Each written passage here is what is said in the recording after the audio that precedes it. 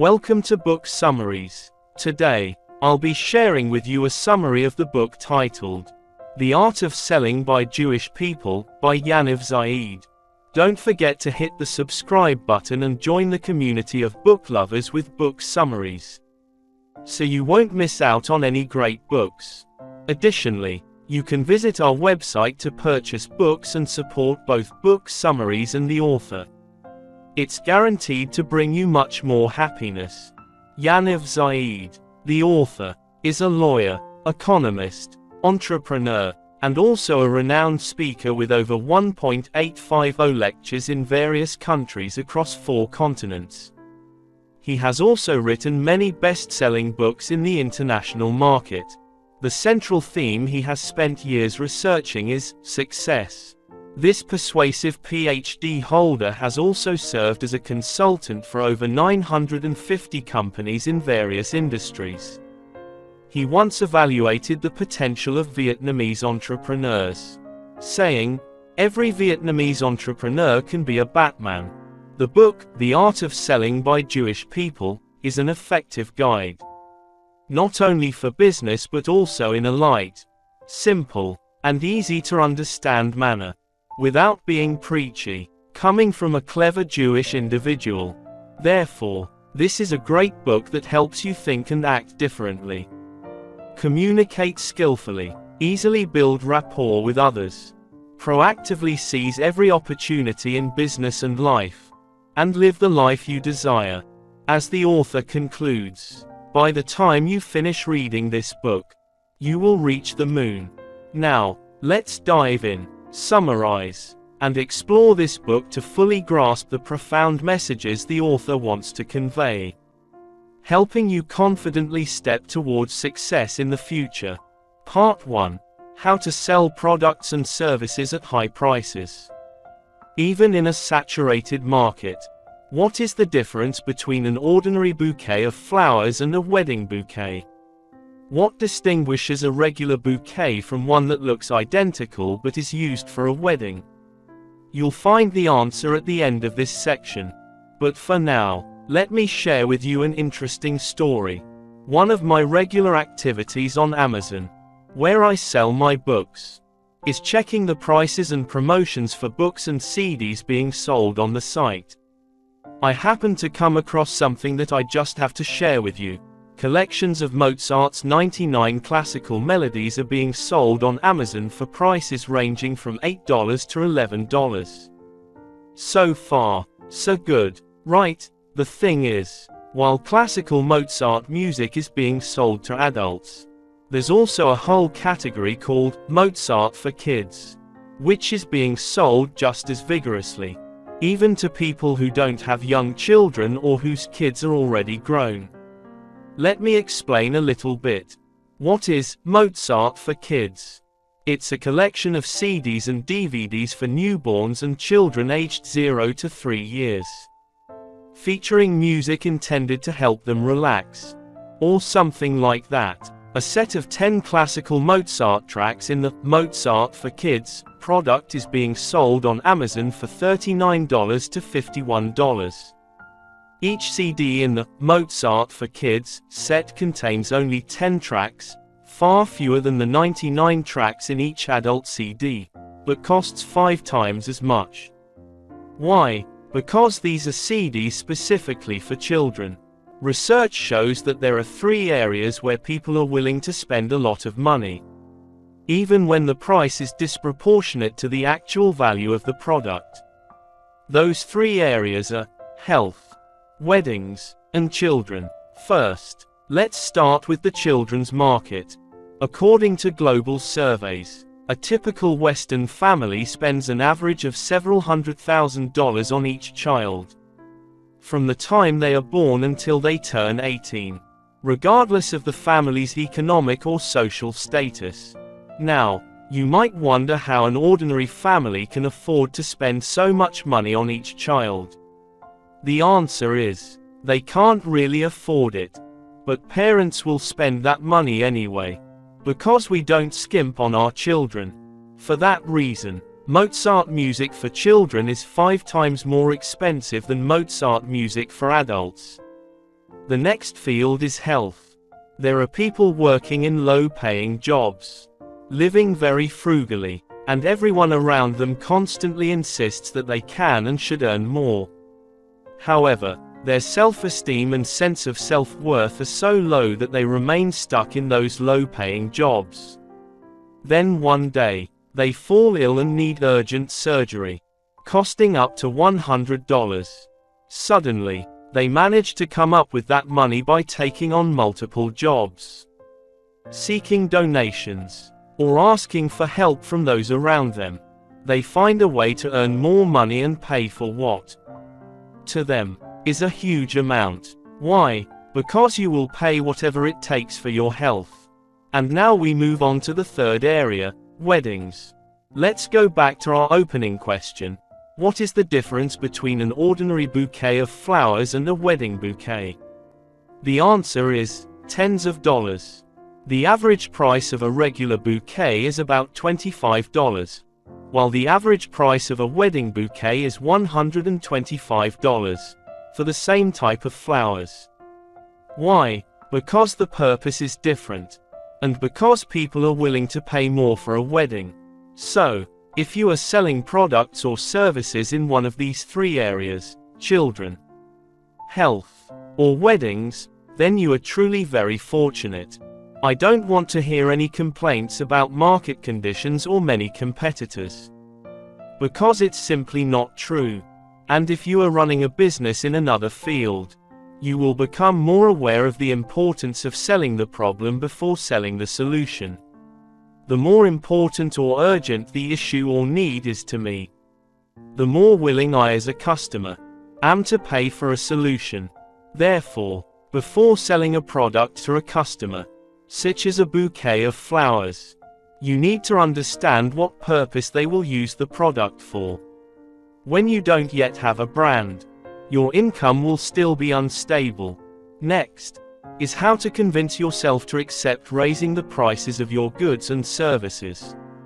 Scenario 1. You are an expert, or you own a business, and you want to raise the price of your product or service. How do you approach your current customers about the new price in a gentle yet confident manner? Scenario 2. You have been an employee for many years, and now you've just started your own company.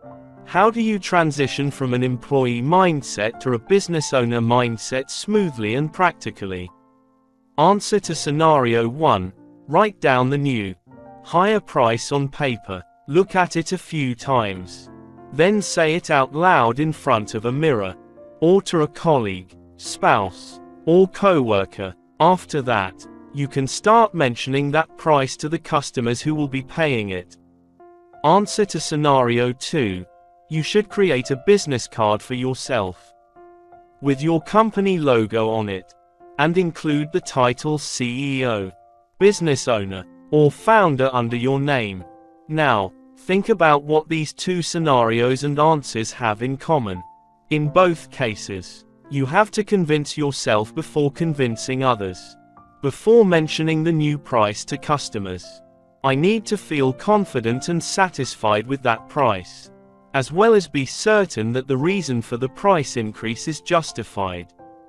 Before introducing myself and my position to others, I need to be comfortable with the new role I've created for myself. If you don't feel confident in your message, those listening to your message won't believe you. And if you're not confident in your position, it will be difficult to persuade others. Therefore, persuasive skills must come from within, from how you think about yourself in a business context. Part 2. How to always think positively, even in a fierce market. What are the 3 most important things in life that no one teaches you? If you randomly choose a few people on the street and ask them about the 3 most important things, they will all give you the same answers: love, wealth, and happiness. It doesn't have to be in that order, or expressed in those exact words. But the 3 most important things for all of us are always the same: to be loved by others, to have enough money to live the life we want, and to be happy, content, and fulfilled. Now, there is only one problem. No one has ever taught us, in any formal education program, how to obtain love, happiness, and money. No one systematically teaches us how to find the right partner, how to be liked by others, how to make money, or how to live a meaningful life. Not in kindergarten, not in elementary school, not in college, and not in university. We pick it up bit by bit, here and there, throughout life. For instance, we absorb insights, perspectives, and knowledge from our parents, teachers, and many others about how to achieve the most important things in life. Only when we reach adulthood and have completed formal education do most people realize that the gap between what they were taught in school and what they actually need, or what is truly important in life, is quite large. How can you make the market buy from you instead of your competitor? Let's take a simple product as an example. Suppose you're selling plasma TV screens, and you own an electronics store. On the same street, there are several other electronics stores also selling plasma screens like yours. I'm a customer, and I walk into your store. One of the salespeople approaches me and tries to sell me the TV that I seem to be looking for. Let me introduce you to the high resolution of this screen. Look how sharp the image is. It has 1080p resolution with TFT display technology. But I'm just a customer, not an expert in TV screens. I don't really understand what 1080p resolution is. What is TFT technology? The truth is, I don't find the information the salesperson is telling me very useful. You see, when customers don't understand what your technical advantage is, and they have to decide whether to buy from you or from your competitor, what will they consider? Of course, it's about the price. As a customer, I would think to myself, I really don't understand why this TV is better than the one in the store next door. But I definitely understand the price. This one costs $300. But the store next door is selling it for only $200. So it's better to buy from there. When customers don't understand your value, it means you're in a price market, where the only thing that matters is who sells it cheaper. In this price market, ultimately, everyone loses. Clearly, whether it's you or your competitor, both lose. But I have to say, even the consumers lose. Because inevitably, some players in that market will collapse, and the quality of the products or services provided to customers will decline. Now, let's consider another case. One fine day, as the owner of a plasma TV store, you write a free guide titled 10 Tips for Choosing a Plasma TV for Your Living Room. You print out dozens, or maybe even hundreds of copies, and personally hand them out to everyone who walks by your store. Additionally, you post this guide on your store's fan page, email it to customers, and here's where it gets interesting. Now, what happens next? First, you have made yourself stand out from other stores. Why? Now, you are perceived as an expert because you wrote a professional guide and did a few things your competitors overlooked. In my experience and that of others, your reputation will increase incredibly fast as soon as you release information products in a professional manner. Second, you have boosted your word-of-mouth virality, because your customers will share the guide with those around them. This is easy with today's technology, as they can share it on Facebook or forward it via email to a friend who is looking to buy a TV. Third, you drive people to your store, because on every page of your guide, and of course on both the cover and the last page, you've printed your store's address, email, and phone number, so people know where to go after reading the guide. Fourth, this is really important, you are educating your market. For instance, if your advantage is high-resolution plasma TV screens, Then the first tip you'll share in 10 tips for choosing plasma TV screens for your living room will naturally be to choose a plasma screen based on resolution. You would need to add a few tips and sections explaining what high resolution and low resolution are, and what part of the screen people should look at to determine if the image is clear. Now, when customers enter your store after reading your guide, they are knowledgeable. They know which part of the screen to examine. They better understand the technical explanations from your sales staff, and they can accurately assess that the TV you are selling truly has high resolution. Customers who really understand the value they are getting from your product will buy from you, not from your competitors. Furthermore, they will also voluntarily pay you more, even when your competitors offer lower prices for their products.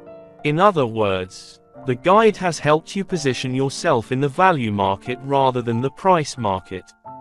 Additionally, these customers will act as loyal ambassadors for your store, as they will remember you better thanks to the guide and because they appreciate that you addressed their problems by showing them how everything works. I'm sure you would agree with me that if I attended a conference of electronics store owners and explained to them what I just explained to you, I might hear many responses like, "In our store, customers walk in and are explained to before deciding whether to buy or not. Our customers are different. In our market, everything is based on price. What you say may be true elsewhere, but not with us." However, all these arguments are simply not true. Market education is currently one of the leading trends in marketing, and it is a remarkable aspect in all industries and sectors in today's market. So, where do you stand? Do you want to be in the value market and enjoy recognition for your expertise along with higher prices? Or in the price market, competing to see who can offer the lowest price? Reason number 1. What makes customers leave you? What causes customers to abandon us even when they are satisfied with our services and products? What leads a company to downsize its workforce, retaining certain employees while letting others go, even when those individuals don't seem to have any faults? And why do people who have overspent significantly from their bank accounts decide to cancel their gym memberships or stop their children's extracurricular activities, yet do not consider giving up their phones or cable television? The answer depends on the perceived necessity of the service or product they receive, which can generally be categorized into 2 types: must-have and nice-to-have. In other words, a product or service that I must use is absolutely essential, while a product or service that I should use is not truly necessary for me. Of course, this is not a fixed categorization. Each of us has products and services that we consider essential and others that we feel pleased to have. But we may not have enough time, money, leisure, or energy for them. Alternatively, we may choose to give up certain essentials in order to acquire them. So, what are the things that, even if we recognize they are necessary, we still have to endure without? These products and services vary greatly among different people. So, what is the solution? Move your product or service, or yourself, into the category of essentials, absolutely necessary for your customers. Strive to explain better what you are doing or selling. Talk to customers about the benefits. Explain the cost of mistakes if they don't work with you, and make them understand that without you, they will end up in a worse situation, on a personal, professional, or business level. Why do people keep repeating an action over and over again? There are 2 reasons for this. The first reason is that you have a bit of information, so you will be more open to receiving new information, depending on what you absorb the first time. The second reason is that you approach the experience with a different level of awareness, maturity, and intelligence compared to before. I have noticed a similar phenomenon in my recent workshops. In each workshop, There have been at least a few dozen people who attended a previous workshop on the same topic. But they returned and paid for the tickets again. I asked some of them why they participated in the workshop a second or third time. The answers were almost the same: today is a completely different experience.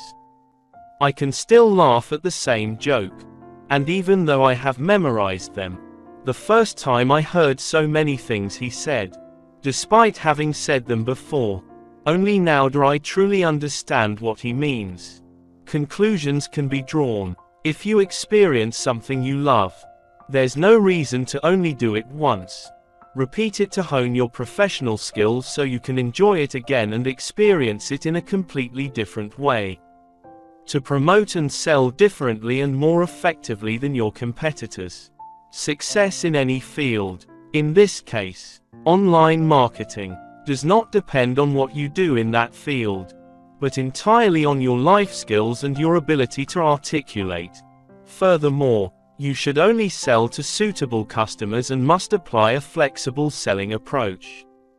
Competition exists in almost all fields, and sometimes it can be very fierce.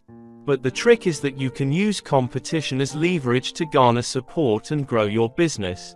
Avoid speaking ill of your competitors. In fact, it's best never to mention them to your customers. Focus on highlighting your differences compared to other competitors and explaining the related advantages you have in your field of operation. Thank you for visiting Book Summary to explore this wonderful book.